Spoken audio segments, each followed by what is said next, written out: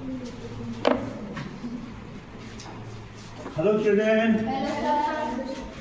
Trigonometry का topic है और आज हम लोग ट्रिग्नोमेट्री में एक नया कॉन्सेप्ट पढ़ा जाएगा।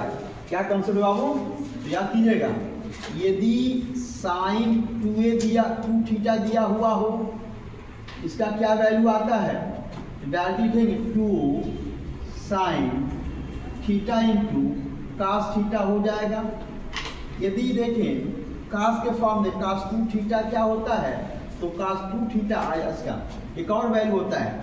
साइन के दो वैल्यू होंगे, एक तो 2 tan के फॉर्म में tan theta upon 1 plus tan square theta हो जाएगा। दो वैल्यू होंगे, एक तो ये वैल्यू हो गया।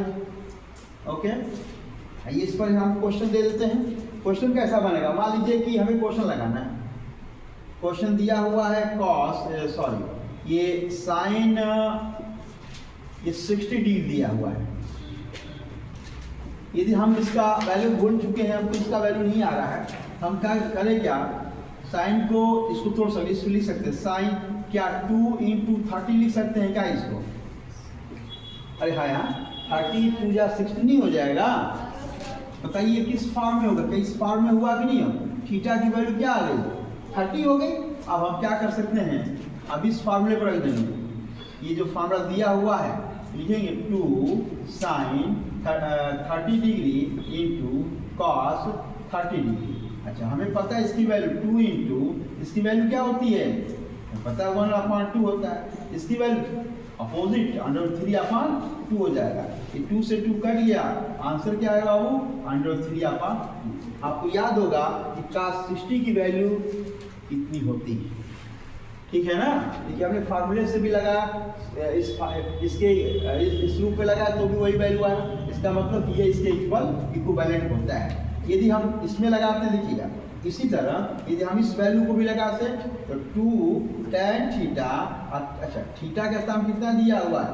60 दिया हुआ है, अपॉन थीटा कितना दिया हुआ? 30 दिया हुआ है, 1 प्लस tan 30 की वैल्यू बताइए। अब तो वैल्यू याद हो जाना चाहिए। 30 की वैल्यू क्या होगी?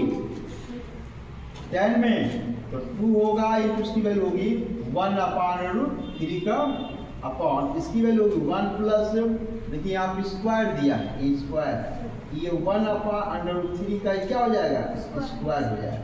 अच्छा, ये क्या करेंगे बाबू? 2/√3 हो गया अपॉन इसको लिख सकते 1 प्लस 1/3 हो जाएगा।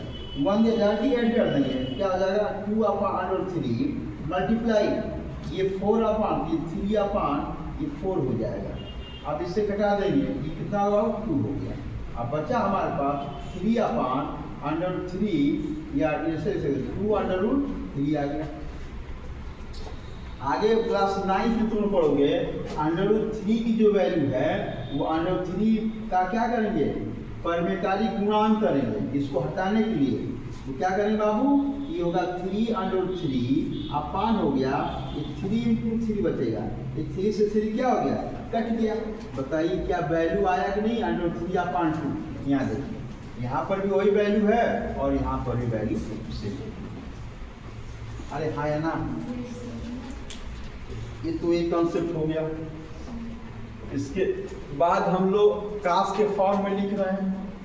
यदि हम लोग cos 2 थीटा के फॉर्म में लिखें तो इसमें क्या का फॉर्मूला होता है? तो sine square theta minus cos square theta एक होता है, या 2 cos स्क्वायर थीटा -1 के फॉर्म में होता है, या 1 माइनस 2 साइन स्क्वायर थीटा के फॉर्म में भी होता है, या एक होता है 1 minus tan square theta upon 1 plus tan square theta. अच्छा देखिए, इसके 4 फार्मूले हो गए और ये इतने के बराबर होता है। ये अलग से ये आइडेंटिटी के 2 फार्मूले हो गए, इस आइडेंटिटी के ये 3 तरह के कॉन्सेप्ट आते हैं। अच्छा, इस पर यदि हम सवाल लेना चाहें तो आराम से इजी एक क्वेश्चन ले सकते हैं। यदि हम इसी को आगे बढ़ा दिया जाए तो देखना, यदि कास नोट हो गया आप लोग का, इरेज कर दें।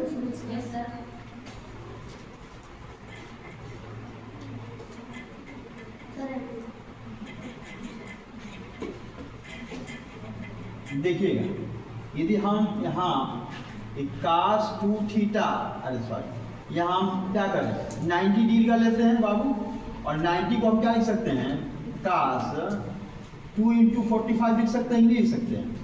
इसका मतलब जो थीटा की जो वैल्यू आएगी इस फॉर्म में हो गया, तो थीटा की वैल्यू क्या आ गई, तो 45 आ गई, बस पुट कर दो। तो क्या होता है बाबू, इसकी वैल्यू क्या होगी देखिएगा, cos square theta minus sign square theta. अच्छा, cos की वैल्यू ये square 45 degree minus sine square 45 degree हो गया। अच्छा, हमें पता है दोनों की वैल्यू सेम होती है, कौन बताएगा, 1/√2 का स्क्वायर से स्क्वायर हो गया, इसका 1/2 का स्क्वायर से स्क्वायर हो जाएगा। अच्छा, स्क्वायर टूटेगा तो 1/2 होगा माइनस 1/2, ये जो प्लस माइनस खत्म, क्या आएगा, इसका मतलब कि जो cos 90 की जो वैल्यू आएगा वह 0 आएगा। या हम किसी भी आइडेंटिटी पे यहाँ रख दें उसका मान वैल्यू यही आएगा। क्या ये बात समझ में आ गया, नोट कर लीजिए। चलो 10 के फॉर्म में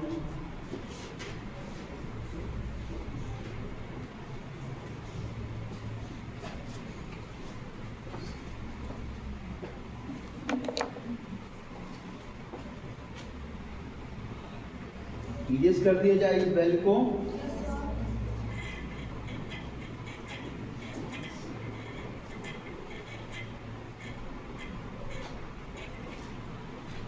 अब हम लोग पढ़ेंगे tan के फॉर्म में, साइन cos और लिखेंगे tan के फॉर्म में, tan 2 थीटा बराबर इक्वल क्या होता है, लिखेंगे tan 2 थीटा होता है 2 tan theta upon 1 minus tan square theta. इसका वैल्यू एक ही होता है, ठीक है, कुछ नहीं करना है। करें क्या, चलिए इसी को लगाते हैं या हम कोई दूसरा वैल्यू लेते हैं।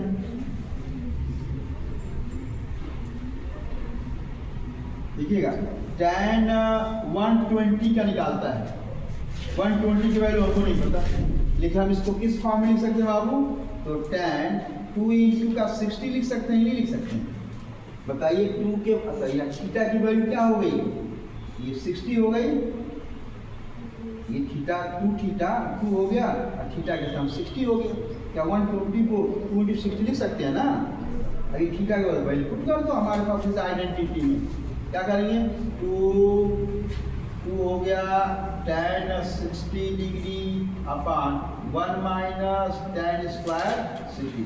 और आपको याद होना चाहिए इसकी वैल्यू 2 × इसने की वैल्यू क्या होता है, √3 होता है अपॉन 1 माइनस इसकी √3 का होल स्क्वायर हो जाएगा। अच्छा, ये 2 हो गया √3 अपॉन ये 1 माइनस ये 3 हो जाएगा, कितना होता है इसका, तो 2√3 अपॉन ये हो गया, इस रूप में है, ठीक है, ये वैल्यू है, स्क्वायर के फॉर्म में है 3, ये -2 हो जाएगा और इससे से कट जाएगा तो बचेगा क्या, -√3 बचेगा। ये हो गया इसका आंसर। ये छोटी सी आइडेंटिटी थी, खत्म हो गया।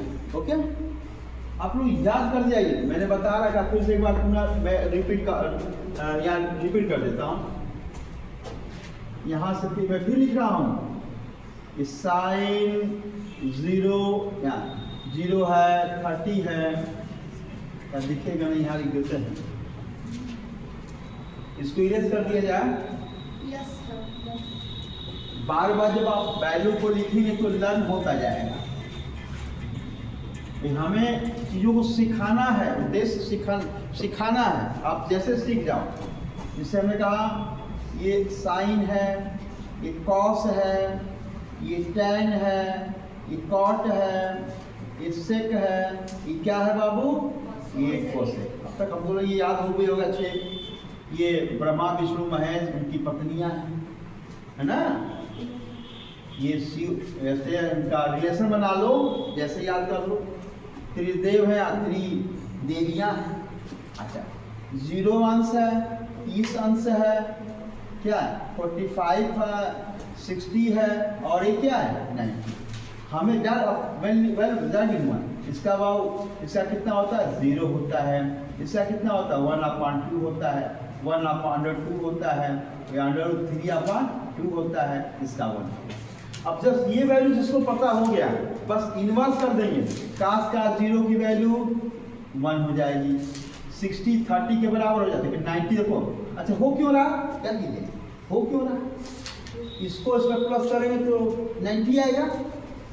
काश साइन का हमने बताया था क्या, कोटि पूरक में हमेशा दो एंगलों का दो एंगल का सम जो है 1 कितना 90 होना चाहिए। देखो इनको प्लस करेंगे बराबर से ये 1 आ गया। अब इनको प्लस करेंगे देखो ये दिया था, इसका मतलब ये वाला यहाँ वैल्यू आ जाएगी, आया। अब ये तो प्लस कर दी सेम रहेगा ना, देखो अब इनके अब यहाँ लिख रहे हैं इनका वैल्यू ये प्लस करेंगे ये 1/2 हो जाएगा, ये प्लस करेंगे तो यहाँ 0। ऐसे भी याद कर सकते हैं। अच्छा टैन के फॉर्म में क्या होगा, इसका डिवाइड करो तो इसको डिवाइड करना डायरेक्टली से 0 ही आएगा, इसको डिवाइड कर दो 1/3 आ जाएगा, इसको कट जाएगा तो 1 हो जाएगा, ये होगा तो √3 आ जाएगा। अच्छा किसी भी वैल्यू में जब 0 से डिवाइड करते हैं उसका मान क्या होता है, इन्फिनिटिव आता है। जब हम 0 में 1 से डिवाइड करते हैं उसका मान क्या आता है, 0 आता है। तो छोटी छोटी बातें याद कीजिए आप लोग। अब इसका मतलब इन्फिनिटिव हो जाएगा। हमने इसका जस्ट अब देखो इसका पेयर 90 प्लस ये इन्फिनिटिव हो जाएगा। अब ये इसका प्लस ये वाला इधर आ जाएगा, क्यों ये तो 1 होगा, अब फिर ये आ गया इधर, ये हो जाएगा आपका 1/√3, ये 0 हो जाएगा। फिर यहाँ देखिए बाबू सेक के फॉर्म में ये रहा, इसका उल्टा होगा तो 1 होगा, इसका उल्टा देखो 2/√3 हो जाएगा, इसका उल्टा √2 हो जाएगा, इसका 2 हो जाएगा। अब ये सब बाई 0 1 इसका उल्टा 1/0 हो जाएगा, 0 का डिवाइड कर क्या आ जाएगा, इन्फिनिटी आ जाएगा ना। बस अब इसका उल्टा करते ये इन्फिनिटी हो गया, ये 2 हो गया, √2 हो गया, ये 2/√3 हो गया, ये